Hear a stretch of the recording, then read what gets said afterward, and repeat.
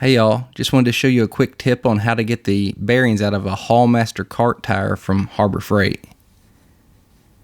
I like these tires because you can use them on the Hawk game cart to upgrade the tires. And if you can get the bearings that come with the Harbor Freight tire in, they actually work a lot better than the stock tires on the Hawk cart. But the problem is the bearings are a bear to get out of this thing. A lot of folks will just pound against the rubber of the tire and it will absorb all the shock of the punch and you'll never get the bearing out.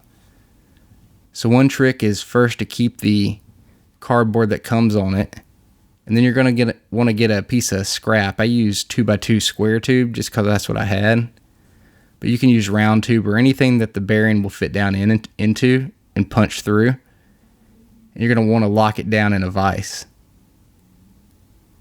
Once you have it locked down, you can then put the hub on top of it. So now the square tube is pushing against the hub. And it'll take a few hits. You're going to want to work back and forth. But that square tube will allow you to make progress on pounding it out. So I get it almost out here and it kind of catches. I thought it was all the way out. But it just takes one more hit and it will fall right through.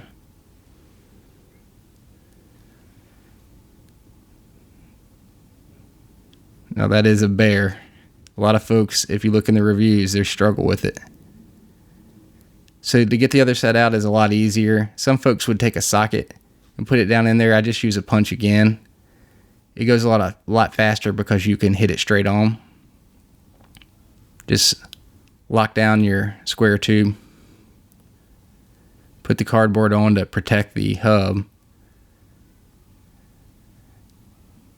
And I think I get this in a few less hits just because it's much more direct.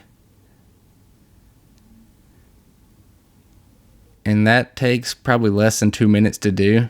I know some folks have talked about cutting these things. You don't have to. You just need to get you some square tube. Hope that helps y'all.